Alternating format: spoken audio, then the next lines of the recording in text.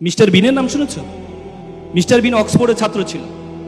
Mister বিন যখন অক্সফোর্ডে পড়ে তখন তার খুব স্বপ্ন সে নাটিকা করবে।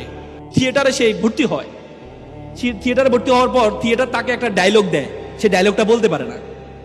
তো তারা বলে তুমি যদি ডায়লগ না বলতে পারো তাহলে তুমি কি নাটক করবা, তাকে বের করে দেয়।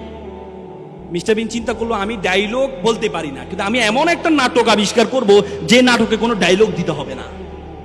3 বছরের মাথায় মিস্টার বিন এমন একটি মুখ অভিনয় আবিষ্কার করলেন, পুরো বিশ্বটা এত আলোড়ন তৈরি হয়েছে, পরবর্তী অক্সফোর্ড থিয়েটার তাকে নিয়ে পুরস্কৃত করেছে।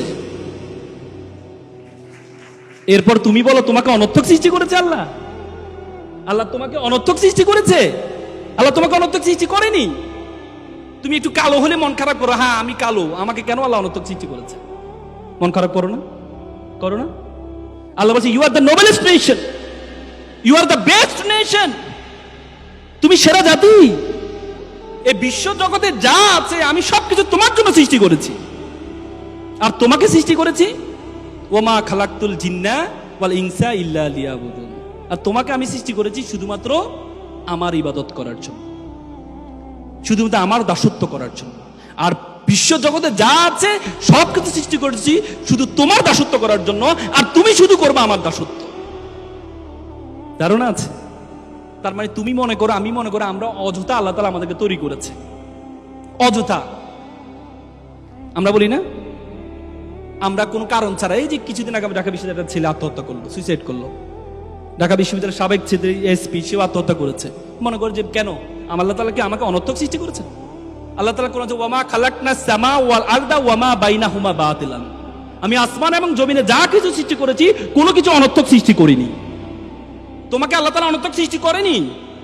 তোমাকে এমন একটি কাজের জন্য আল্লাহ তাআলা সৃষ্টি করেছে, সেই কাজ পর্যন্ত তুমি যেতে পারো নাই বলেই তুমি মনে করো আল্লাহ তাআলা তোমাকে অনর্থক সৃষ্টি করেছে। একটা ছেলে প্লে বয়, খুব সুন্দর, সবসময় মেয়েরা তার পিছনে ঘুরে।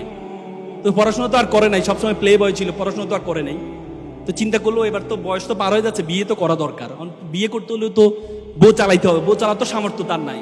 সে চিন্তা করলো এমন একটা মেয়ে বিয়ে করতে হবে যে মেয়ের কি, যে মেয়ে চাকরি করে। তো পরে বন্ধুকে বলে বন্ধু চলো একটা মেয়ে দেখতে যাব। বন্ধু তো ভাবছে যে তার পিছনে সুন্দর সুন্দর মেয়েরা ঘুরে, এমন এক বিশ্ব সুন্দরীকে আজকে দেখতে যাবে, একটা দেখার তো তার খুব শখ। বন্ধু যাওয়ার পর দেখে যে মেয়েটা কালো। বন্ধু মেয়ে তো কালো। যা বেটা, নদীর জল ঘোলা ভালো, জাতের মেয়ে কালো ভালো। বন্ধু একটু পর বন্ধু তো টেডা। যা বেটা, এটা লক্ষ্মী টেডা। মানে তার যতগুলো উইকনেস আছে প্রত্যেকটা উইকনেস ইউনিকনেসে পরিণত হয়েছে শুধুমাত্র তার যোগ্যতার কারণে, শুধুমাত্র তার যোগ্যতার কারণে। আর তুমি বলো তোমাকে অনর্থক সৃষ্টি করেছে? তুমি মনে করো সুন্দরে সুন্দরে আল্লাহ মিলিয়ে দেন না, আল্লাহ যোগ্যতা সুন্দর দুইটাই মিলায় নাকি? কোরআনে বলছে আত-তাইয়্যিবাতুল লিত-তাইয়্যিবাল খাবিসাতুল লিল-খাবিসা। আল্লাহ কোরআনে বলছে যে আমি ভালোর জন্য ভালো রাখি আর খারাপের জন্য খারাপ রাখি। বুঝো না? শুধু সুন্দর দেখলে তোমরা মনে করো সুন্দর মানে অনেক কিছু না। সক্রেটিস একটা চমৎকার কথা, beauty cannot escape of calamity. সৌন্দর্য কখনো কলঙ্ক থেকে মুক্ত থাকতে পারে না। তো সুতরাং সবসময় সুন্দরের পিছনে ঘুরিও না।